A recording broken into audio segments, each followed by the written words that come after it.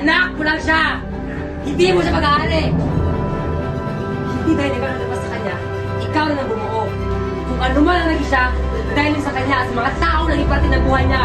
At isa ka lang doon, tita! Isa ka lang doon! Huwag kang magmangyalam dahil wala kang alam! Eh, ikaw! Anong alam mo? Ano mo ng pagawa si Martin sa Amerika? Hindi mo alam yun. Si Cherry, alam mo nag-asawa siya ng maga para makalasagad sa puder mo. Hindi totoo yan! Ate Dam! Hindi nga totoo yan! Bakit kailangan mo aminin, ha? Di ba ikaw nasabi, huwag ipagkay sa'yo totoo. Pwes, ngayon, ito ang totoo. Harapin mo ang totoo!